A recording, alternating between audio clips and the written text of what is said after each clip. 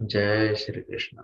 सभी का स्वागत है हमारे इस फाइम क्लब में, जहाँ पे रोज हम 5 बजे मिलते हैं और कुछ अच्छी बातें शेयर करते हैं। थोड़ा सा मेडिटेशन, थोड़ा सा ग्रेटिट्यूड, थोड़ा सा अफर्मेशन और कुछ पॉजिटिविटी के साथ आगे बढ़ते हैं। तो यहाँ पे मैं सभी का स्वागत करना चाहूंगा। और जो लोग आज मेरे प्राइवेट कॉल पे ये वीडियो देख रहे हैं, उनको रिक्वेस्ट करूंगा हमारे फाइम क्लब में जुड़े। हमारा एक बड़ा ग्रुप है 2500 लोगों का। उनके साथ आप जुड़ सकते हो और डेली बेसिस पे इस एक्टिविटी में पार्ट ले सकते हो। तो आज हम बात कर रहे हैं फाइम क्लब में गार्बेज थ्योरी की। एंड इसके लिए मैं धन्यवाद देना चाहूंगा वन ऑफ द पार्टिसिपेंट जिन्होंने रिक्वेस्ट की। कई सारे विषय आए हैं और इन विषयों को भी हम धीरे धीरे टच करेंगे। जैसे किसी ने कहा कि मस्ती करते करते नम्र कैसे बनना है, और कॉन्फिडेंस फील करना है, कॉन्फिडेंस से रहना है, पर अहंकारी नहीं होना है। तो इस पे भी बात करेंगे आने वाले समय में। और किसी ने ये भी सवाल किया है कि जो लोग हमें इग्नोर करते हैं बट हम उन्हें टाल नहीं सकते, उनके साथ कैसे डील करना है। तो डेफिनेटली इसकी भी हम बात करेंगे, समझने का प्रयास करेंगे, वन बाय वन आगे बढ़ेंगे। तो जय श्री कृष्णा। आज मैं आपके साथ शेयर करूंगा गार्बेज थ्योरी। क्या शेयर करूंगा? Garbage theory. तो क्या लगता है आपको, क्या होता है गार्बेज? Anybody here? ओके। जो टाइप करे कि गार्बेज क्या होता है। ओके। ओके। वंडरफुल। तो कुछ लोग टाइप कर रहे हैं। एंड मीनवाइल जय श्री कृष्णा, सभी का स्वागत है। काफी सारे लोग हमारे साथ यहाँ जूम पे जुड़ चुके हैं एंड कई सारे लोग वहाँ फेसबुक पे भी जुड़ रहे हैं। Wonderful, appreciate. तो गार्बेज क्या होता है? कुछ लोग कहते हैं कूड़ा कचरा, है ना। कूड़ा कचरा। कई बार गार्बेज उसे भी कहते हैं जब बचा हुआ दे देना, है ना। यस। वेस्ट मटेरियल, क्या बात है। तो कई सारे बच्चे इंग्लिश में पढ़ते हैं तो इंग्लिश में भी शब्द आ जाता है वेस्ट मटेरियल। अब गार्बेज थ्योरी क्या है, इसको समझने से पहले मैं आपको मैं आपको एक स्टोरी सुनाना चाहता हूँ। क्या मुझे इजाजत है स्टोरी सुनाने की? यस। Thank you. जय श्री कृष्णा। एंड कई सारे लोग जुड़ गए हैं यहाँ पे, तो बहुत अच्छा। यस। Thank you, appreciate. तो ये स्टोरी है एक कारपेंटर की। यह स्टोरी है एक कारपेंटर की जो अपने काम में बहुत अच्छा नहीं था। ध्यान से सुनिए, ये स्टोरी है एक कारपेंटर की जो अपने काम में बहुत अच्छा नहीं था। और वो रोज अपना काम करता था और उसका मालिक उसे देखता था। और वो रोज स्ट्रगल करता था, रोज स्ट्रगल करता था। ओके। तो मालिक देख रहा है ये स्ट्रगल कर रहा है, मालिक देख रहा है ये स्ट्रगल कर रहा है। 8 घंटे का काम 8 घंटे में नहीं कर पाता था। ओके। तो इसके लिए उसका प्रमोशन नहीं हो रहा था, स्ट्रगल हो रहा था, कंपनी में परफॉर्म नहीं कर पा रहा था। फिर मालिक ने सोचा कि इसकी कमाई भी कम है तो इसको ज्यादा काम देते हैं। इसको ज्यादा काम देते हैं, हो सकता है कुछ घंटे और काम करे और अपने परिवार के लिए अच्छा पैसा कमाए। तो मालिक उसे कहते हैं कि तुम कम काम कर रहे हो और हम आपको काम के पैसे देते हैं।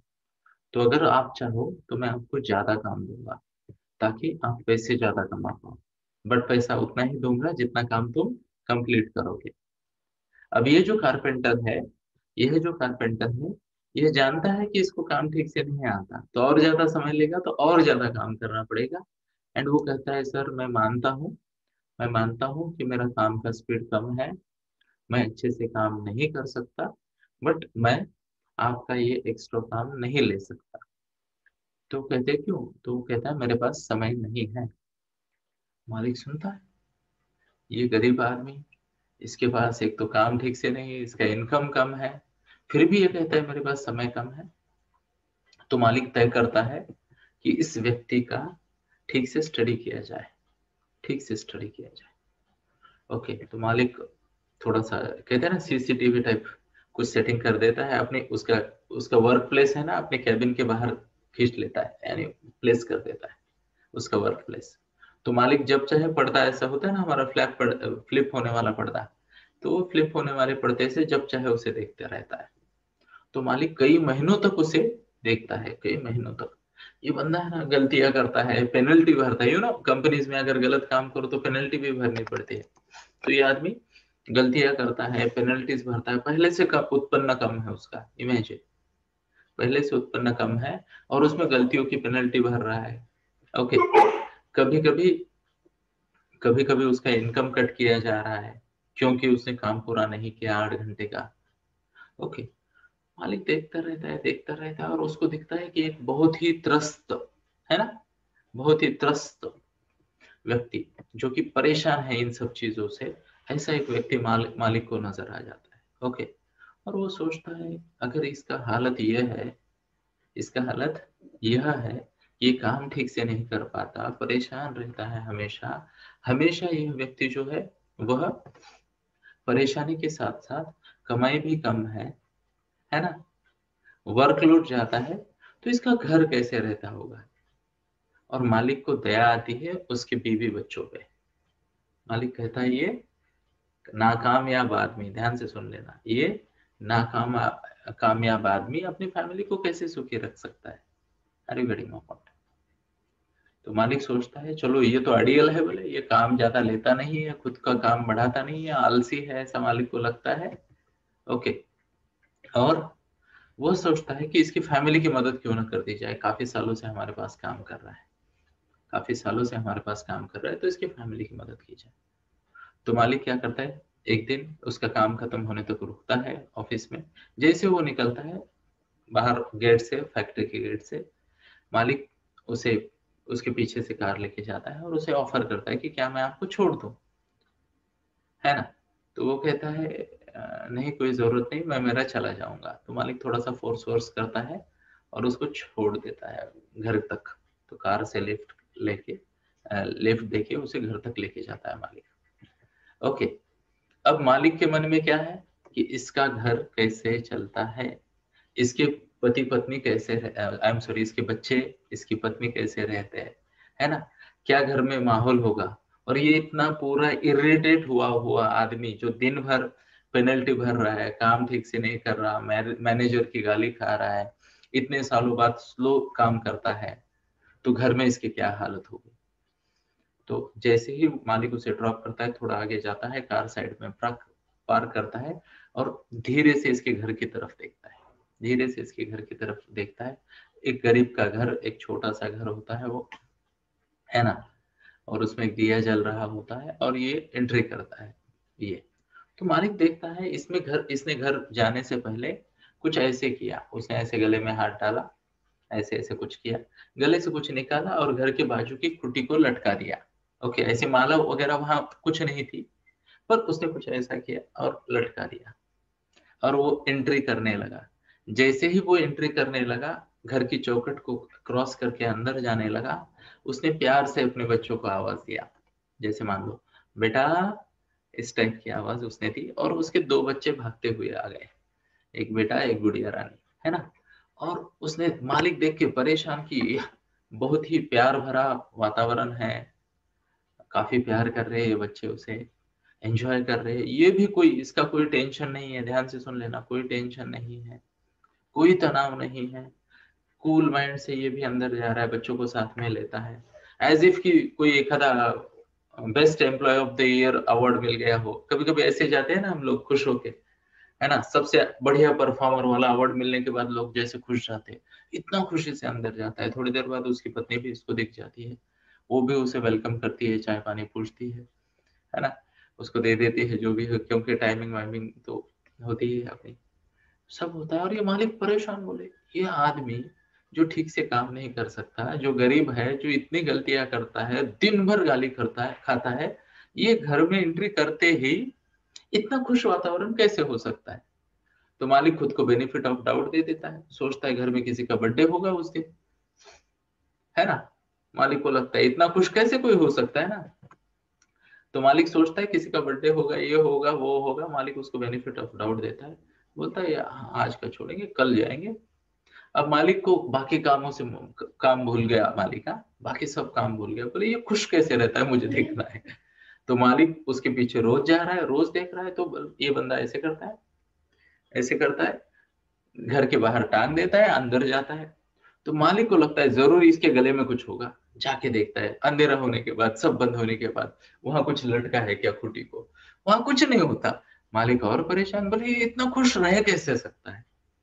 कभी कभी ऐसे भी होता है ना, जब लोग खुद खुश नहीं रहते बहुत ज्यादा, तो दूसरे की खुशी से विस्मय चकित हो जाते हैं, है ना, शो ऑफ हैंड्स। यस। तो एग्जाम से पहले मान लो यहाँ पे कई सारे बच्चे हैं सुनने के लिए, तो एग्जाम से पहले कभी कभी ऐसे हो जाता है ना कि मैं बहुत स्ट्रेस में हूँ, मैं स्टडी कर रहा हूँ, और कोई ऐसे आराम से, अरे चल थोड़ा सा घूम के आते, है ना, कॉर्नर तक, वो बोलता है यार ये घूम कैसे सकता है कॉर्नर तक, है ना। कितने लोगों ने एक्सपीरियंस किया है ऐसा, है ना। कभी कभी कुछ बच्चे ऐसा कर देते हैं। यस। तो मालिक भी परेशान इसी इसी मुद्रा में। तो मालिक एक ज्ञानी मैनेजर को पकड़ता है, बोले ये क्या राज है इसका, जरा बताओ, ये घर में बहुत खुश रहता है और इधर बहुत परेशान रहता है। कई सारे लोग उसको, उस पर रिसर्च करते हैं, उसके पूरा बैकग्राउंड निकालते हैं, सब निकालते हैं, उनको कुछ यूजुअल अनयूजुअल नहीं नजर आता, अलग कुछ नजर नहीं आता। ओहो, तो मालिक और परेशान, मालिक और परेशान, है ना। और मालिक फिर उसको एक दिन बुलाता है, एक दिन मालिक उसे बुलाता है, और मालिक कहता है कि आओ तुम, मुझे तुमसे कुछ बात करनी है। ओके। तो जैसे ही वो आता है, मालिक उसे सच सच बता देता है कि उस दिन मैंने तुमको लिफ्ट दी थी। वो कहता है हाँ, आपने मुझे लिफ्ट दी थी, मैं आपका आभारी हूँ, बहुत अच्छा, मुझे जीवन में पहली बार किसी मालिक ने इतने रिस्पेक्ट से बात की, अदरवाइज मैं तो गालियां खाता रहता हूँ पूरा जीवन। वो बोलता है हाँ, यही मेरी तकलीफ है। बोले क्या? यही मेरी तकलीफ है कि तू दिन भर इतनी गालियां खाता है, इम्परफेक्ट काम करता है, बट मैंने देखा है तू जब घर में जाता है तो तेरे परिवार में एक अलग सी शांति नजर आती है, एक अलग सा सुख नजर आता है। तो ये क्या है? तो बोलता कुछ नहीं, मेरा नेचर है कि मैं बाहर की चीजों को घर में लेके नहीं जाता, है ना। मेरे मेरे इम्परफेक्शन तो मेरे इम्परफेक्शन है, उसकी वजह से मेरे फैमिली को तकलीफ क्यों, है ना। तो वो बोलता है ये तो ठीक है, बट वो तो क्या करता है ऐसे ऐसे, तो वो हंसने लगता है, वो बोलता है मालिक बहुत पीछे पड़ गए वो मेरे, है ना, आपने वो भी देख लिया क्या, है ना। तो वो बोलता है फिर भी मुझे जानना है वो क्या है। और फिर ये मजदूर, ये कारपेंटर जो है, उनको गार्बेज थ्योरी के बारे में बताता है, वह उनको गार्बेज थ्योरी के बारे में बताता है। तो गार्बेज थ्योरी एक फेमस थ्योरी है। मैंने इस पे एक किताब पढ़ी थी, और उसका एक छोटा सा सारांश आपके सामने प्रस्तुत करता हूँ। तो गार्बेज थ्योरी वो क्या कहता है कि हर व्यक्ति अपनी क्षमता के अनुसार अनुसार कार्य कर सकता है। उसकी एक स्पीड होती है, उसकी एक मैच क्या कहते हैं, एक्यूरेसी होती है, हाँ या ना, शो ऑफ हैंड्स अगर आप समझ पा रहे हो मेरी बात। हर व्यक्ति अपनी क्षमता के अनुसार हर व्यक्ति अपनी क्षमता के अनुसार ये करता है। एक minute. Yes, thank you. Vedant को वीडियो ऑन करना था, थैंक यू वेदांत। ओके। तो हर व्यक्ति अपनी क्षमता के अनुसार कार्य करता है, बराबर है। अब उस क्षमता के अनुसार उसको अपने कार्य का रिजल्ट मिलता है। एग्जाम्पल, हर बच्चा अपनी अपनी क्षमता के अनुसार स्टडी करता है या ना, है ना। माता पिता अपनी अपनी क्षमता के अनुसार कार्य करते हैं। और उसने कहा कि कई सारे लोग अपने जीवन के एक अंग में उनका परफेक्शन या इम्परफेक्शन दूसरे एरिया में लेके जाते हैं। तो बॉस देखता है उसकी तरफ, ऐसे ऐसे करता है, फिर बोलता है मुझे कुछ समझा नहीं, आप समझा दो, है ना। अब बॉस का जो अहम है कि मैं बॉस हूँ, फैक्ट्री का मालिक हूँ, ये मेरे यहाँ एक क्षुद्र नौकर है, वो अहम सब भाग गया। क्योंकि बॉस को पता है वो जब घर जाता है तो ऐसे इतने स्माइल के साथ उसका वेलकम नहीं होता, वो भी इतनी शांति से बात नहीं कर पाता, है ना। वो काम के टेंशन, इधर का वर्कलोड, उधर का वर्कलोड, डिलीवरी का लोड, ये सर्विस वो सर्विस, एंड कई सारी गर्दनें हिल रही है यहाँ पे, है ना। तो हमें पता है कि ऐसे कुछ बॉसेस घर पे जाते हैं, है ना। तो वो कहता है कि मेरे गुरुजी ने मुझे बताया कि जीवन में कुछ अंग होते हैं जो बहुत ही महत्वपूर्ण है, बहुत ही महत्वपूर्ण है।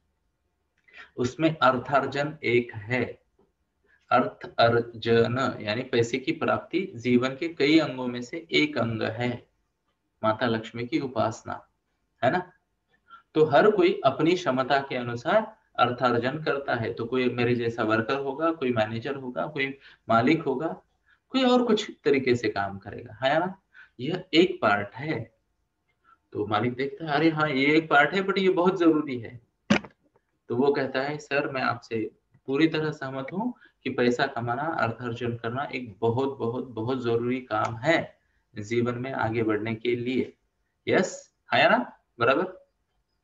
पर जब मैं इसे कहता हूं कि ये बहुत बहुत बहुत जरूरी है, इसका मतलब ये नहीं कि ये सबसे जरूरी है या फिर केवल यही जरूरी है। मालिक देखता है, बोलता है इंटरेस्टिंग, सुनना पड़ेगा। तो वो फोन करता है और आवाज देता है, जूली 2 चाय भेज देना। वहां जूली परेशान, ये कारपेंटर अंदर चाय पीने कैसे गया बॉस के साथ। तो हर कोई आता है, दरवाजे के पास आके खड़े हो जाते हैं सब लोग एंड सुनना चाहते हैं। तो मालिक को समझ में आ जाता है, मालिक के पास तो कैमराज है ना। तो बोलता है, क्या चल रहा है? नहीं सर, बोले कुछ इंटरेस्टिंग हो रहा है क्या, हम भी पार्टिसिपेट करते हैं। और ये इम्परफेक्ट वर्कर कारपेंटर के पास ऐसा क्या है सुनने के लिए जो आप सुनना चाहते हो और उसको चाय भी पिला रहे हो। तो मालिक बोलता है, यू ऑल आर राइट। ये मुझे कुछ ऐसा बता रहा है जो शायद मेरे जीवन में मैंने अब तक नहीं सीखा, मेरे जीवन में मैंने अब तक नहीं सीखा। तो सबको बुलाते हैं, थोड़ी सी व्यवस्था कर देते हैं, और अचानक कारपेंटर पब्लिक स्पीकर बन जाता है। अरे बेटे मैं पॉइंट, अचानक कारपेंटर पब्लिक स्पीकर बन जाता है, और उसका मैनेजर, उसका बॉस, उसका कंपनी का ओनर, रिसेप्शनिस्ट, हर कोई, इवन वो सिक्योरिटी गार्ड भी उसको सुन रहे हैं। तो वो बताता है, अर्थार्जन बहुत जरूरी है, बट केवल अर्थार्जन पे अगर आप फोकस कर रहे हो तो आप सही नहीं कर रहे हो। तो वो कहता है, मतलब क्या? पैसा तो चाहिए। आप देखो, मैं गाड़ी से जा रहा हूँ, रोज मैं गाड़ी से जाता हूँ, आता हूँ, मर्जी से आता हूँ, मर्जी से जाता हूँ, तुम्हें काम करना पड़ता है, गालियां खानी पड़ती है। ओके, और कितने कष्ट सहने कर पड़ते हैं। तो वो कहता है, मैं कष्ट सह रहा हूँ ये आपका एजम्पशन है। वो क्या कहता है, मैं गालियां खा रहा हूँ, मुझे कष्ट हो रहे हैं, यह आपका एजम्पशन है। क्या है? कंफर्म करें, आवाज क्लियर है? Show of hands. अभी एकदम बढ़िया है। Okay, thank you. Yes, appreciate appreciate. तो वो कहता है, मैं बहुत ज्यादा कष्ट कर रहा हूं, मुझे तकलीफ हो रही है, मुझे, क्या कहते हैं उसे, गालियां पड़ रही है, और इससे मैं दुखी हूं, ये आपका एजम्पशन है। तो बोलते हैं, यार ये तो बहुत ही इंटरेस्टिंग हो रहा है, कुछ और सुनाओ इसके बारे में, थोड़ा डिटेल बताओ। तो वो कहते हैं, जीवन की कई सारी प्राथमिकताएं होती है, और हर व्यक्ति को अपने परफेक्शन और इम्परफेक्शन के साथ सभी प्राथमिकताओं को प्राथमिकता देनी पड़ेगी। तो वो बोलता है, ये क्या है, मुझे जरा और बताओ। तो वो कहता है, health. What's the word? Health एक बहुत बड़ी प्रायोरिटी है। इसे आप 20-30 साल के लिए पार्क नहीं कर सकते। मतलब आपको जॉब लग गई और आप कह रहे हो कि अभी एक्सरसाइज नहीं करूंगा 10-20 साल तक, तो हो सकता है बाद में, जैसे हमारे पास डॉक्टर साहब यहाँ पे पूरी फैमिली है, हो सकता है आपके डॉक्टर आपको बोल दे कि कल से एक्सरसाइज कंपलसरी, जाओ वॉक को, है ना। ओके, तो ऐसा हो सकता है। तो उससे तो अच्छा है आप हेल्थ को प्रायोरिटी दो। फिर वह कहता है, फैमिली। फैमिली आपका सब कुछ है। ध्यान से सुनना मेरी बात, फैमिली आपका सब कुछ है। वो सब कुछ आपके लिए करते हैं, है ना, वो सब कुछ आपके लिए करते हैं। जब आप ड्यूटी से वापस घर आते हो तो आपके बच्चे बिना किसी ध्यान से सुना एक्सपेक्टेशन के आपके पास आते हैं, आपको प्यार करते हैं, और उसके बदले में उम्मीद करते हैं कि आप भी बिना किसी और चीज को दिमाग में रखे उनको नजदीक ले, उनसे प्यार करे, है ना। क्या आपने कभी देखा है कोई बच्चा, पापा ऐसे दरवाजे में आते ही बोलता है, पापा आज मुझे डिस्टर्ब नहीं करना, आज मेरे 2 होमवर्क है, एंड टीचर ने आज मुझे बहुत पीटा है, I am not good, mummy मेरे को 1 कप चाय देना, है ना, थोड़ा सा आला आला वगैरह डाल के, है ना। बच्चा बोल रहा है, आज मैं टेंशन में हूँ, बोले आज मैं खेल रहा था, 0 पे आउट हो गया क्रिकेट में, मुझे कोई डिस्टर्ब नहीं करे, आज मेरा बहुत इंपॉर्टेंट मैच मिस हो गया। करता है कभी कोई ऐसा बच्चा? कभी नहीं करता। तो बोलते हैं इसी तरह पापा को भी चाहिए कि अपने क्रिकेट के मैच ऑफिस के ऑफिस में रखे, बच्चों को तंग ना करे। है ना? जब कोई बच्चा ये नहीं कहता कि कल मेरे मैथ्स की एग्जाम है, do not disturb the board, mummy papa मेरे को काम करने दो, ऐसा करता है क्या कोई बच्चा? नहीं करता। तो सेम वे ओके, बड़ों को भी चाहिए कि फैमिली को उनका टाइम दे। ये उनका हक का टाइम है, ध्यान से सुन लेना, ये उनका हक का टाइम है, जहाँ पे वो टाइम डिजर्व करते हैं, जहाँ पे वो प्यार डिजर्व करते हैं, जहाँ पे वो आपके एक्सपीरियंस शेयरिंग डिजर्व करते हैं। हाँ या ना? यस। अब उसने कहा फिर होते हैं आपके दोस्त। क्या होते हैं आपके दोस्त? तो आपके दोस्त आपके कई सारे पॉजिटिव हार्मोन्स को सीक्रेट करते हैं, उनसे जीवन में उत्साह आता है, आगे बढ़ने की इच्छा बनी रहती है। तो बहुत अच्छी अच्छी बातें हैं दोस्तों की, है ना? Yes. How many of you have very good friends? Show of hands. बढ़िया दोस्त है आपके, है ना? तो दोस्त, यस। तो उसने कहा दोस्त होते हैं, उनके साथ भी रहना चाहिए। और फाइनली उसने कहा सोसाइटी। क्या कहा? सोसाइटी। तो मालिक परेशान, बोले तुम सोसाइटी के लिए क्या कर रहे हो? मैं तो इस मंदिर में इतना चंदा दे देता हूँ, उधर चंदा दे देता हूँ, इधर इधर। तो कहता है आप चंदा दे सकते हो तो आप चंदा देते हो, मैं हफ्ते में 2-2 घंटे का श्रमदान करता हूँ, ये तो मैं दे ही सकता हूँ, है ना? तो बोले किस तरीके का श्रमदान? तो मैं, वो कहता है कि मैं एक यहाँ आश्रम है वहां जाता हूँ, बूढ़ों की सेवा करता हूँ 2 घंटे के लिए, है ना? मंदिर में जाता हूँ, साफ सफाई करता हूँ, वहां के पुजारी बाबा है उनको थोड़ा सा रिलैक्सेशन देता हूँ ड्यूटी से छुट्टी, है ना? प्रसाद तो मैं भी बांट सकता हूँ ना, प्रसन्नता के साथ। तो कभी कभी उनको भी ये कर, और एक हैंड मालिक कहता है ये सब तो ठीक है, बट ये क्या था? ये जो माला तुमने निकाली और लटका दी, और वो माला मैं कई दिनों तक देखता रहा, वहां कुछ नहीं था। बोले वहां कुछ नहीं था। तो वो कहता है मेरे गुरुजी ने मुझे ये सिखाया कि हर हर जो काम होता है आपका, उसको दूसरे काम से अलग करना चाहिए, दूसरे काम से अलग करना चाहिए। तो बोलता है दूसरे काम से अलग करना मतलब क्या? उसे वो कहता है आपको बाउंड्रीज पता होनी चाहिए, समय की और जगह की। क्या कहते हैं? समय, स्थल और काल की बाउंड्रीज आपको पता होनी चाहिए, और इसके आगे ये काम नहीं जाएगा, इसके आगे ये काम नहीं जाएगा, आपको ऐसे करना है। तो बोलता है वो सब ठीक है, बट वो तुमने एग्जैक्टली किया क्या? ऐसे करके डाल दिया ना, तो वो एग्जैक्टली क्या किया मुझे बताओ। तो मैंने वो कहा, उसने कहा अब ध्यान से सुनना मेरे शब्दों को। रोज सुबह जब मैं घर, आई एम सॉरी, रोज शाम को जब मैं घर पहुंचता हूँ, तो मैं मेरे काम के तान तनाव, ध्यान से सुनना मेरे शब्दों को, मेरे काम के तान तनाव, मेरे एज अ वर्कर स्किल के जो इम्परफेक्शंस है वह, बॉस की गालियां, है ना, कम कमाई का प्रेशर, यह सब वहां पे कुर्ती पे लटका देता हूँ उस वक्त, है ना? तो जैसे मैं मेरे इम्परफेक्शन को वहां लटका देता हूं, तो मैं एक इम्परफेक्ट वर्कर, ध्यान से सुनना, एक इम्परफेक्ट वर्कर बन के अंदर नहीं जाता। एक गाली खा के आया हुआ मजदूर अंदर नहीं जाता, या एक बड़ी तारीफ सुन के आया हुआ मजदूर जैसे आज रहूंगा मैं, तो ये अहंकार को भी मैं अंदर लेके नहीं जाऊंगा, इसको बाहर लटका दूंगा, और मैं केवल पति और पिता बन के अंदर जाऊंगा, बेटा बन के अंदर जाऊंगा। वो कहते हैं वाओ दिस इज अमेजिंग, है ना? How many of you like this, है ना? Amazing, yes. वो कहता है अमेजिंग। ओके, तो फिर वो बोलता है कि तुम जॉब में आते हो क्या करते हो? तो मैं जैसे ही घर से बाहर आता हूँ ड्यूटी को, मैं मेरे इम्परफेक्शंस को फिर से पहन लेता हूँ और गाली खाने को तैयार हो जाता हूँ। है या ना? है या ना? Are you getting my point? तो फिर उसने कहा इसके बारे में मुझे और कुछ बताओ, इसके बारे में मुझे और कुछ बताओ। तो वो कहता है कि यहाँ पे मेरा ज्ञान है, ओके, यहाँ के आगे की बातें मुझे नहीं पता, बट मैं चाहूंगा कि गुरुजी मुझे बताए।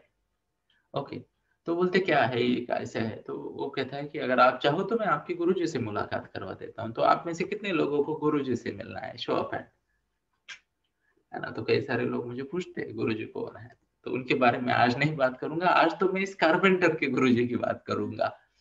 तो सबको कहता है ऐसे ऐसे छुट्टी वाले दिन गुरुजी के पास चलते हैं।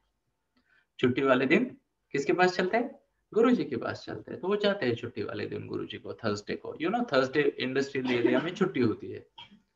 तो गुरुजी के पास जाते हैं और गुरुजी कहते हैं ये सब आपने बता दिया, इसके आगे कैसे बढ़ना है मुझे बताओ, इसके आगे कैसे बढ़ना है मुझे बताओ। तो गुरुजी कहते हैं हर इंसान को, ध्यान से सुनना मेरी बात को, हर इंसान को इस बात का आकलन करना चाहिए कि उसकी क्षमता कितनी है, उसकी क्षमता कितनी है। मतलब हर इंसान, एक लिमिट होती है जहां तक वो कॉन्सेंट्रेट कर पाता है। ओके, 13-14 घंटा कॉन्सेंट्रेशन दिन का मैं इजीली मेंटेन करता हूँ। देर आर टाइम्स जब मैं 16 घंटा डेली बेसिस पे कॉन्सेंट्रेट करता हूँ, back to back back to back back to back days. आप में से कई सारे लोगों ने मुझे देखा होगा, मैं दिन भर अलग अलग मंच पे भाषण देते रहता हूँ, है ना, शो ऑफ हैंड्स। ओके, तो 6 से 8 घंटे का तो मेरा कहीं ना कहीं कुछ ना कुछ भाषण चलता रहता है ना। एंड आप मुझे हमेशा इसी मुद्रा में देखते हो। कितने लोग इस बात से एग्री करते हैं मैं हमेशा ऐसे ही रहता हूँ, यही टोन, यही पिच, यही फोकस, है ना। Yes, thank you, appreciate appreciate. तो यह क्या है, यह क्षमता है कॉन्सेंट्रेट करने की, यह क्षमता है अपनी ऊर्जा का सही इस्तेमाल करने की। सबकी यह क्षमता अलग होती है, सबकी यह क्षमता अलग होती है।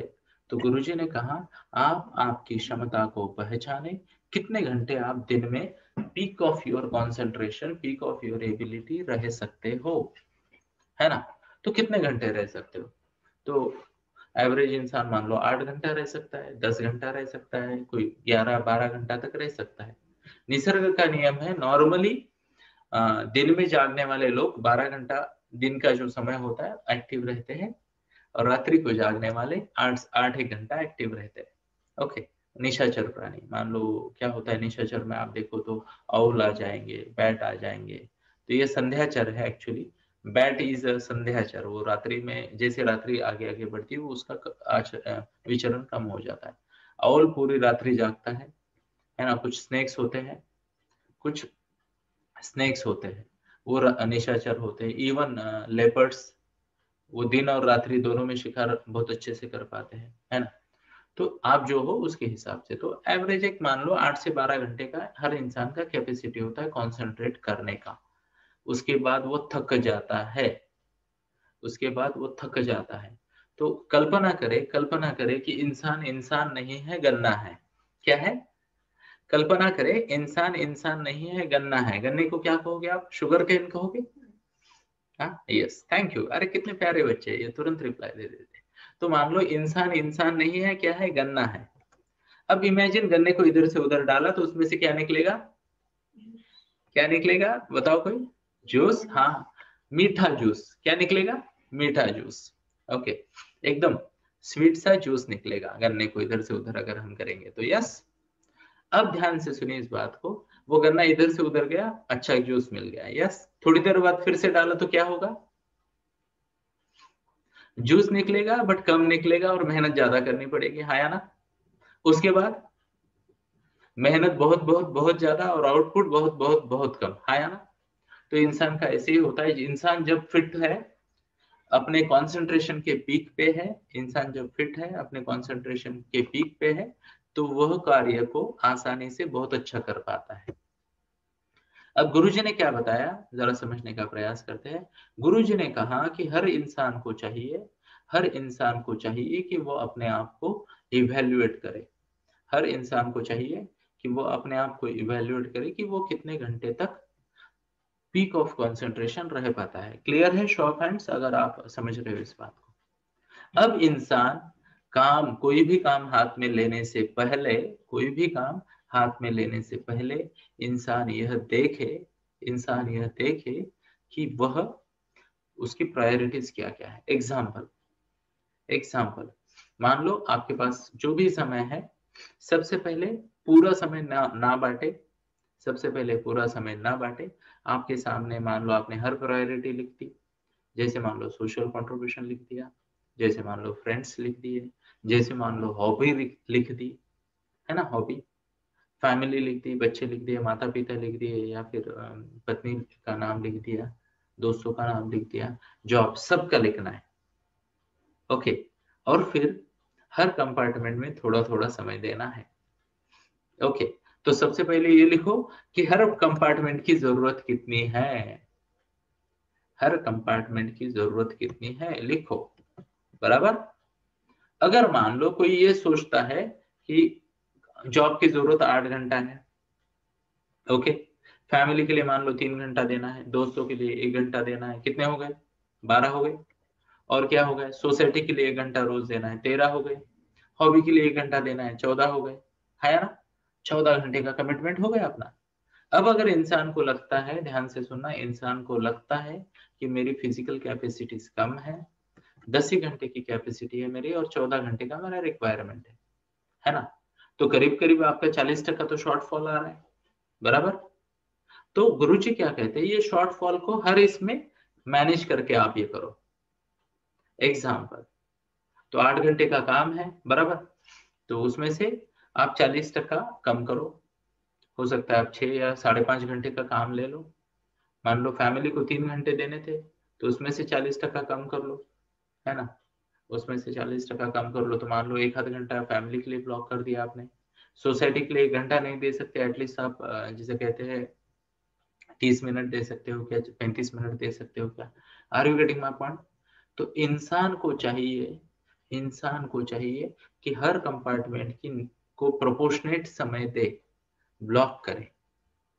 हर कंपार्टमेंट को क्या दे? प्रोपोर्शनेट समय दे, वो समय को ब्लॉक करे और फिर आगे जाए, आगे जाए।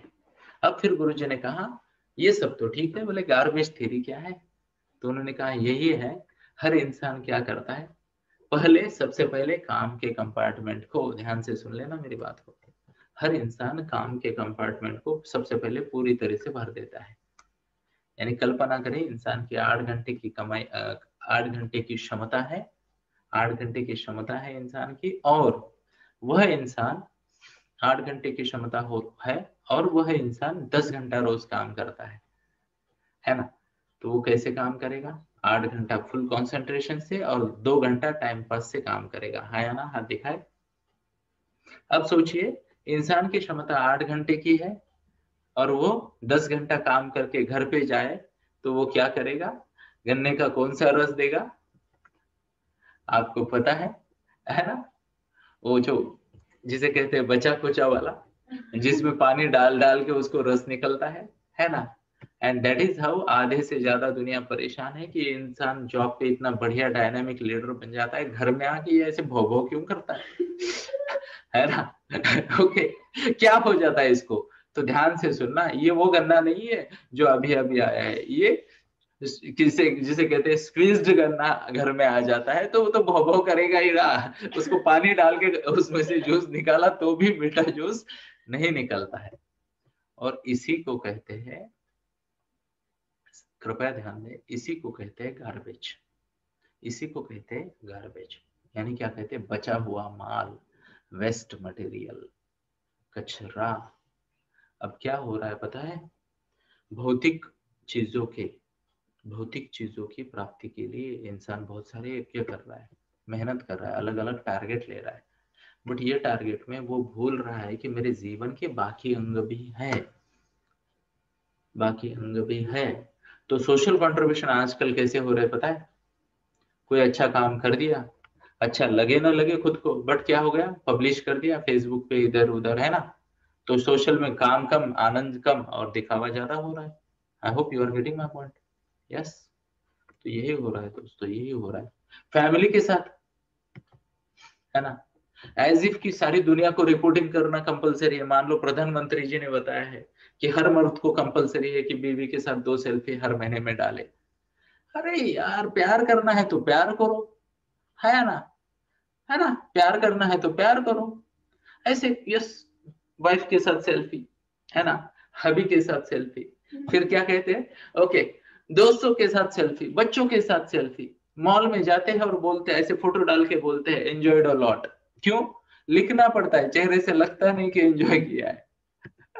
तो लिखना पड़ता है कि enjoyed a lot. Are you getting my point? Show of hands अगर आप समझ रहे हो मेरी बात को। तो ये जो लोग गार्बेज दे रहे हैं, ये जो लोग गार्बेज दे रहे हैं, ओके, यहाँ पे गुरु जी कहते हैं कि that's not the way, that's not the way. तो ये मालिक जो है, फैक्ट्री का मालिक, वो कहता है गुरु जी आपकी बात सही है, बट ये प्रैक्टिकल नहीं है, ये प्रैक्टिकल नहीं है। हमारे पास कई सारे काम है, कई सारी प्रायोरिटीज है ना? तो हमें ये करना पड़ता है। तो उसने ये कहा कि क्या तुम्हारी प्रायोरिटी में फैमिली आती है? पूछो खुद को, क्या ये तुम्हारी प्रायोरिटी नहीं है? जस्ट बिकॉज, ध्यान से सुन लेना मेरे शब्दों को, जस्ट बिकॉज आपकी फैमिली आपके साथ एडजस्ट करती है, किसने हक दिया आपको फैमिली को इग्नोर करने का, फैमिली को डस्टबिन बनाने का, फैमिली को बचा खुचा टाइम और बची खुची एनर्जी देने का? थैंक यू रोमा बेटा, अप्रिशिएट योर एप्रिसिएशन। क्या बात है, तो टालियां तो बनती है ना? यस। तो गुरुजी ने कहा वो भी तो आपकी प्रायोरिटी है, आपके दोस्त, आपकी हेल्थ, आपका एक्सरसाइज भी तो आपकी प्रायोरिटी है ना? केवल कंपल्शन की चीज को, ध्यान से सुनना, प्रायोरिटी अगर मान रहे हो तो बड़ी भूल कर रहे हो बच्चा। वो कहते यस, तो फिर क्या करे? अब मैं तो ऑलरेडी कमिट कर चुका। तो गुरुजी कहते हैं बच्चा कुछ न करो, कुछ न करो, या तो, गुरुजी ने दो ऑप्शन बताया उनको, या तो पात्रता बढ़ाओ, या तो फिर डिमोशन ले लो एक लेवल का। या तो पात्रता बढ़ाओ, या तो फिर डिमोशन ले लो एक लेवल का।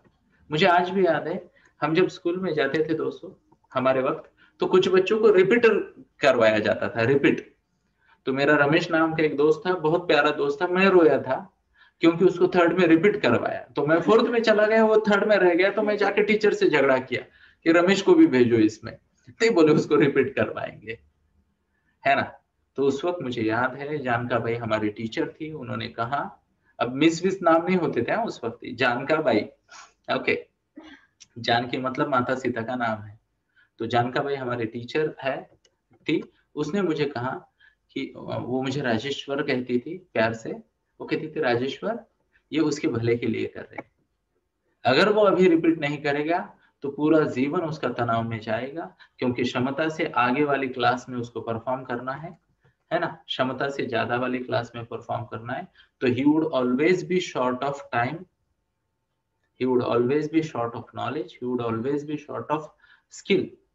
तो अगर वो अब रिपीट करता है तो जीवन भर के लिए, ध्यान से सुनना, वो अगर अब रिपीट करता है तो जीवन भर के लिए एट पर जाएगा, तो तनाव नहीं बढ़ेगा, अदरवाइज वो हमेशा कैचिंग अप का काम करेगा। तो गुरुजी कहते हैं पात्रता बढ़ाओ, और पात्रता बढ़ने तक आपको क्या करना है? हो सकता है थोड़ा स्लो डाउन हो जाओ, हो सकता है आपके एम्बिशंस, आपके ग्लो को आपके गोल्स को 10-20% टेम्पररीली डाउन करो, हरी वेडिंग मार्क पॉइंट, फिर पात्रता बढ़ाओ, पात्रता बढ़ाओ। मैंने ट्रैवल किया है दोस्तों, अभी आपने देखा होगा कि मैं कम से कम 14 घंटा रोज काम करता हूँ, 14 घंटा रोज काम करता हूँ। How many of you know मैं छुट्टी नहीं लेता, आपको पता है ना? तो करीब करीब 3.5 साल हो चुके हैं मैंने छुट्टी नहीं ली है, और मैं लूंगा भी नहीं, मुझे पता है। But at the same time, अगर आप यहाँ पे स्क्रीन पे देख सकते हो, तो मेरे बच्चे भी यहाँ पे है, वो मेरे साथ है, एंजॉय कर रहे हैं। I enjoy best of the family time, best of the friends time, आप सबके साथ बार बार मिलते रहता हूँ, पॉजिटिव एनर्जी शेयर करते रहता हूँ, आपसे सुनता हूँ, सीखता हूँ, है ना? साथ में बिजनेस अच्छा चल रहा है, आप भी जानते हो कि ठीक ठाक ग्रो हो रहा है business, I am happy the way it is progressing. तो इम्पोर्टेंट क्या है दोस्तों? these are called as spokes of life. What it is called as spokes of life. और आपके पास ये ऑप्शन नहीं है, ध्यान से सुन लेना, आपके पास ये ऑप्शन नहीं है कि आप किसी स्पोक को खाली छोड़ दो, है ना? स्पोक्स ऑफ लाइफ कैसे होते हैं मैं आपको बताता हूँ, कार के पहिए जैसे, यू नो, कार का पहिया। आप ये कहो कि मैं ड्राइविंग कर रहा हूं, तो ड्राइवर का सामने वाला जो पहिया होता है ना, ड्राइवर के नीचे वाला, केवल उधर ही हवा फुल भरूंगा, बाकी वाले में आधी आधी, क्या गाड़ी अच्छी चलेगी? है ना? जिस एरिया में कोई नहीं बैठा है, कोई वजन नहीं है, वहां पे भी प्रॉपर प्रेशर होना चाहिए हवा का, है ना? नहीं तो गाड़ी नहीं चलेगी। तो I repeat at the cost of repetition, कई सारे स्पोक्स और ऐड किए जा सकते हैं इसमें, but I must tell you, सबसे पहला और सबसे बड़ा स्पोक्स गुरुजी ने कहा है, हेल्थ है। सबसे पहला, दुनिया से पहले भी हेल्थ आएगी, क्योंकि आप दुनिया को अच्छे से देख पाओगे, अच्छे से एंजॉय कर पाओगे अगर आप हेल्दी हो। If you are not healthy, है ना, तो पूर्णिमा का चांद भी आपको ना तकलीफ लगता है, ये लाइट को बंद करो बोलते, मुझे आराम करना है ना? तो हेल्थ जरूरी है। उसके बाद आता है family, what's the word? Family. In fact, one wise old man On some fan they said there are only two priorities in life, health and family. All other important works are just to make sure that first two are in place, है ना। तो health and family होता है, और अच्छी health, अच्छी family, अच्छी life के लिए माता लक्ष्मी की कृपा जरूरी है। तो आपका वर्क वो भी आपके स्पोक्स में प्रायोरिटी में आना चाहिए, है ना। Yes, okay. तो वो भी आपकी प्रायोरिटी में आना चाहिए। तो ये तीन हो गए। फिर होते हैं फ्रेंड्स, उसके बाद होते हैं social contacts. Are you getting my point? Show of hands if you are okay. तो उनके प्रति भी वो भी चीजें हमें करनी पड़ेगी और उसको भी हमें आगे लेके जाना पड़ेगा। क्लियर है? यस। इसके अलावा भी कई कई सारे लोग स्पोक्स है लाइफ के, जैसे मान लो स्पिरिचुअलिटी है ना। स्पिरिचुअलिटी के साथ अबंडेंस है ना, कंट्रीब्यूशन गोल्स है, कई सारी चीजें होती है। बट ये एडवांस लेवल का है, एडवांस लेवल का है। But even at basic level anybody हर कोई जो इंसान है उसको एटलीस्ट ये 5 पे काम करना पड़ेगा। कौन कौन से 5 है जरा बताएं मुझे। पहला वाला है हेल्थ, दूसरा वाला है फैमिली, तीसरा वाला है माता लक्ष्मी, चौथा वाला है फ्रेंड्स, और पांचवा वाला है सोशल कंट्रीब्यूशन। ये 5 तो कंपलसरी है, 5 तो कंपलसरी है। इसके अलावा if you would like to have, तो जिसे कहते हैं स्पिरिचुअलिटी। अब ध्यान से सुन लेना, स्पिरिचुअलिटी अपने आप फर्स्ट में भी आ जाती है, अपने आप फर्स्ट में भी आ जाती है। तो spirituality automatically becomes first priority, but partial first priority बन जाती है। मतलब जहां पे आपका फिजिकल और मेंटल वेलबींग आता है। ओके। बट क्या होता है यहाँ पे इंपॉर्टेंट बात ये भी है कि स्पिरिचुअलिटी की जब हम बात करते हैं, ओके, तो फर्स्ट में तो आ गया, but higher level of spirituality भी होती है। आया ना? शो ऑफ हैंड्स अगर आप समझते हो हाइयर लेवल स्पिरिचुअलिटी, तो वो आप शायद लेटर हाफ में रखो, नंबर 6 पे रखो जीवन में। ओके। यानी मेरे जीवन में तो स्पिरिचुअलिटी बहुत ऊंची प्राथमिकता है। ओके। एंड जिसे हम कहते हैं contribution goals. What's the word? Contribution goals number 7 पे लिखिएगा। 7 पे क्यों? क्योंकि जब तक आपको पहले इसमें टिक नहीं लगती, जैसे मान लो छोटा सा एग्जांपल देना चाहूंगा, 10th की एग्जाम देनी है, तो क्या आप में से कोई ऐसा कहेगा कि मैं 5वीं के बाद 10th की दूंगा फिर 6ठी की दूंगा? नहीं। तो दान राजा ने देना चाहिए। कंट्रीब्यूशन वही करे जिसके पास है। आई रिपीट, कंट्रीब्यूशन वही व्यक्ति करे जिसके पास है। तो उसके लिए आपको पात्रता बढ़ानी पड़ेगी।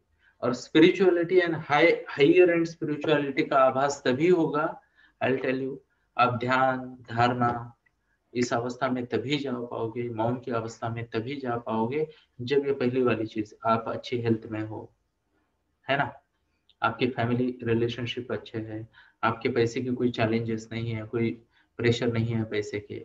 ओके। फिर उसके बाद जैसे मैंने कहा कि आपके दोस्त वगैरह, यानी आपकी बॉडी में आपकी लाइफ में पॉजिटिव हार्मोन्स है, सोशल छोटा सा कंट्रीब्यूशन कर रहे पा रहे हो, देन एंड देन ओनली आप स्पिरिचुअलिटी का आभास करते हो, कर सकते हो। तो इसके लिए या तो ये सब हासिल करना पड़ेगा, या तो फिर त्याग की वृत्ति होनी चाहिए। जय श्री कृष्णा, छोड़ दो सब, फिर तो बन गए क्षण में साधु। आसान नहीं है, आसान नहीं है। और आखिरी वाला मैंने बोला, कंट्रीब्यूशन वही करे, दे वही जिसके पास है। सोशल कंट्रीब्यूशन वही करे जो दे सकता है। Are you getting my point? तो कई सारे लोग कहते हैं कि मैं मेरी क्षमता के अनुरूप दे सकता हूँ, है ना। मतलब क्या है, जो है वही दोगे, और कंसिस्टेंटली देना है तो आपके पास वह होना चाहिए। कंसिस्टेंटली देने के लिए आपके पास वह होना चाहिए। एग्जाम्पल, कोई कहता है कि मेरे पास समय है, मैं समय दूं, बट अगर काम का प्रेशर बढ़ गया तो वो बोलेंगे आज मैं बिजी हूँ। आया ना? Show of hands. And that is how जिसके पास जो है वह उसे दे। यस। तो ये है garbage theory. What's the word? Garbage theory. अगर आपने आपके जीवन को सही तरीके से नियोजन नहीं किया, तो आपके हेल्थ वाले पैरामीटर पे, आपके फैमिली वाले पैरामीटर पे, आपके दोस्ती वाले पैरामीटर पे, आपके सोशल कंट्रीब्यूशन वाले पैरामीटर पे गार्बेज आएगा, मतलब बचा खुचा जाएगा। अब ध्यान से सुन लेना दोस्तों, unfortunately most people, so called well to do वाले पीपल, अच्छा करने वाले people, most people are extending this garbage to their family, to their body. ये जो भगवान ने इतना सुंदर गिफ्ट दिया है किसी इंसान ने कहा है take care of your body, it is the only place you can live in, है ना। ओके तो मुझे कई सारे लोग पूछते हैं, कई सारे स्पेशली टीनेजर्स के साथ इतना काम करता हूँ तो वो मुझे पूछते हैं सर इतनी एनर्जी बनाए कैसे रखते हो, है ना। तो कई सारे लोगों के मन में ये सर ये बोले क्या है, जिद है तो इतिहास रच देंगे, कहाँ से आती है इतनी एनर्जी, सुबह 5 बजे भी आते हो, रात को 10 बजे तक भी एक्टिव रहते हो, शाम को भी सुनाते हो, दोपहर को भी सुनाते हो। तो आई मस्ट टेल यू दोस्तों, मैं 1.5 घंटा डेली बेसिस पे मेडिटेशन करता हूँ, खुद को एकांत में रखता हूँ, मेडिटेशन करता हूँ, और कम से कम 1.5 घंटा में बैडमिंटन भी खेलता हूँ। तो फिजिकल एक्सरसाइज है। अब बैडमिंटन में दोस्त भी होते हैं, दोस्त तो कमी नहीं होते हैं, है ना। तो कमीने दोस्त आपको अच्छी तरीके से एंटरटेन भी करते हैं। How many of you have such कमीने दोस्त जो आपको दिल से हंसा सकते हैं, है ना। ओके तो यस, तो सबके पास ऐसे दोस्त है, तो मेरे पास बैडमिंटन कोर्ट पे ऐसे दोस्त है ना, जो मुझे हंसाते भी है। तो ध्यान से सुनिए, एंडोर्फिन भी आ जाते हैं, डोपामिन भी आ जाता है, थोड़ा कंपटीशन भी बना रहता है, फिटनेस बना रहता है। Are you getting my point? So take care of your body, it is the only place you can live in, it is the only place you can live in. अगर आपको लगता है आप घर में रहते हो, आपको लगता है कहीं जाके आप होटल में रहोगे, कार में बैठोगे, ये सब बात में पहले आप आपके शरीर में रहते हो, और स्वस्थ शरीर ही एक स्वस्थ जीवन का, एक प्रगतिशील जीवन का व्हीकल है। What's the word? व्हीकल है, जरिया है ना। बिना स्वस्थ शरीर के आप ये जर्नी नहीं कर सकते, बिना स्वस्थ शरीर के आप ये जर्नी नहीं कर सकते। कल्पना करें मैंने आपको कल अपॉइंटमेंट दे दी डिनर की, है ना। मान लो आदरणीय शरद पवार जी के साथ जिनका कल बर्थडे हो गया, और मैंने कहा एक स्पेशल कूपन है बर्थडे का, आप उनके साथ डिनर कर सकते हो। या फिर मैंने आपको मोदी जी के साथ एक डिनर का कूपन दे दिया, just imagine, and you are not in good health. वो बोलेगी तेरे को छिक आ रही, मैं तेरे साथ खाना नहीं खाएगा, सोशल डिस्टेंसिंग। तो अच्छी हेल्थ बहुत जरूरी है। अच्छी हेल्थ के सिवा आप काम भी ठीक से नहीं कर सकते, प्यार भी ठीक से नहीं कर सकते, फोकस भी ठीक से नहीं कर सकते, कंट्रीब्यूशन भी ठीक से नहीं कर सकते, एंजॉय भी ठीक से नहीं कर सकते। तो please please please make sure कि आपका दिन जैसे ही शुरू होता है, you should have time block for exercise, time block for family, time block for meditation, time block for updating your knowledge, upgrading your knowledge. Are you getting my point? है ना। खुद की प्रगति के लिए, पैसा कमाने के लिए, मजा करने के लिए, दोस्तों के साथ रहने के लिए, फैमिली के साथ रहने के लिए, और आखिर में कंट्रीब्यूट करने के लिए। तो इसी के साथ ही रुकने से पहले मैं आपको याद दिला दूं, इस मंच पे मैं ऑलरेडी 2 बार बता चुका हूं कि महर्षि यानी ऋषि, महान ऋषि पराशर, उन्होंने कहा था कि भगवान की 6 विशेषताएं होती है। कितनी होती है? भगवान की 6 विशेषताएं होती है। उनके पास शक्ति होती है। पहली विशेषता है शक्ति।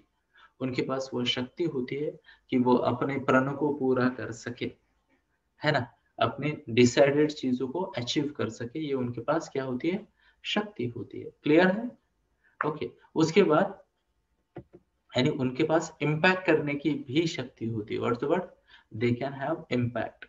अब ये दोनों के माध्यम से उनके पास उनकी दूसरी क्वालिटी आ जाती है, वह है यश। क्या कहते हैं उसे? ऐसे करो, यश, है ना। तो उनका सक्सेस रेट बहुत ज्यादा होता है, सक्सेस रेट ज्यादा होता है हर प्रण में, हर प्रण में। उसके बाद तीसरी वाली क्वालिटी होती है हर भगवान की, हर देवता की, वो होती है, क्या होती है? ऐसे करें, ऐसे करें, ये होती है माता लक्ष्मी की कृपा होती है। तो आप कभी भी किसी भी देवता को गरीब नहीं देखोगे। देवता हमेशा कई सारा किलो सोना पहन के आते हैं, है ना। यस। तो सोने का मुकुट है, इधर सोना है, उधर सोना है। माता लक्ष्मी के तो बस ऐसे आ रहे हैं, है ना। ऐसी कई सारी अंगूठियां होंगी हाथ में, वगैरह वगैरह जो भी है। तो अबंडेंस आता है। यस। उसके बाद उनके पास ज्ञान होता है। What's the word?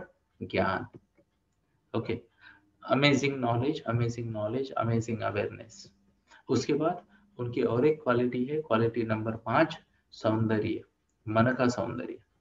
तो वो खुद जानते हैं और दूसरों को भी, जिसे कहते हैं, बता सकते हैं, समझ सकते हैं। Ability to understand people, ability to impact people. तो ये सौंदर्य भी उनके पास गिफ्ट है। क्लियर है? हाथ दिखाएं। यस। और आखिरी वाली जो भगवान की क्वालिटी बताई गई है महर्षि पराशर द्वारा, वह है दान या फिर त्याग। दान करने की एबिलिटी, त्याग करने की एबिलिटी, ये आखिरी वाली एबिलिटी है। ओके, ये छह प्राइम एबिलिटीज है।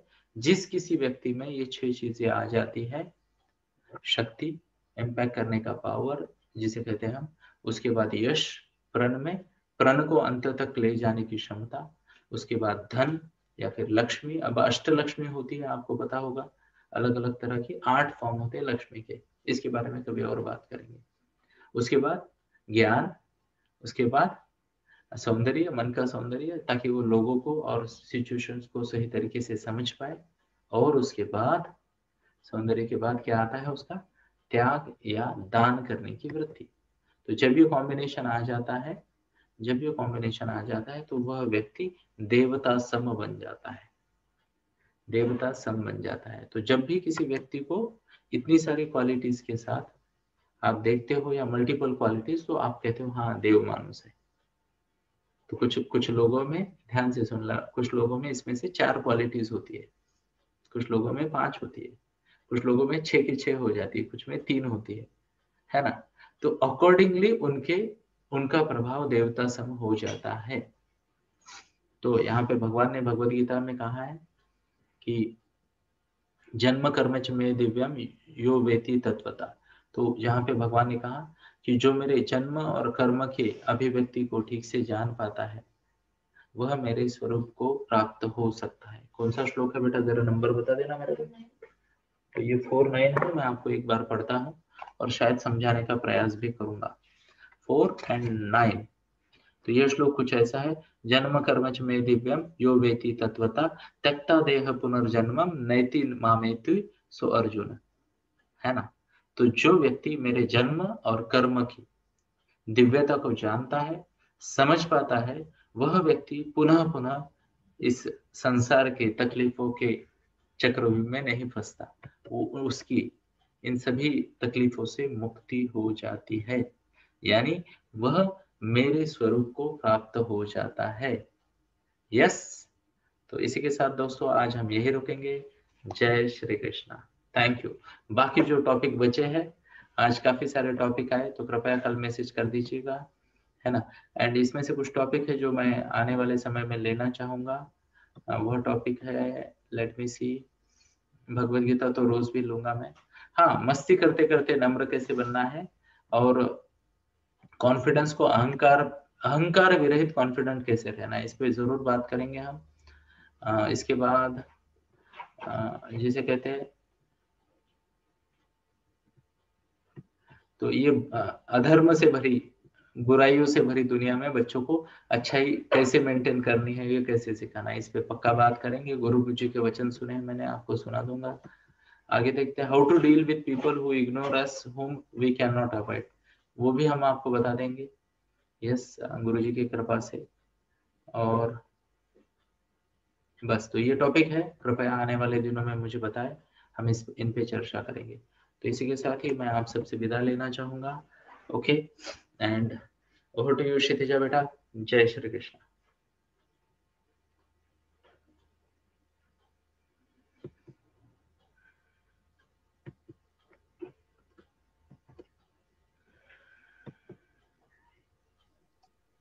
Yes, sir. Thank you so much. And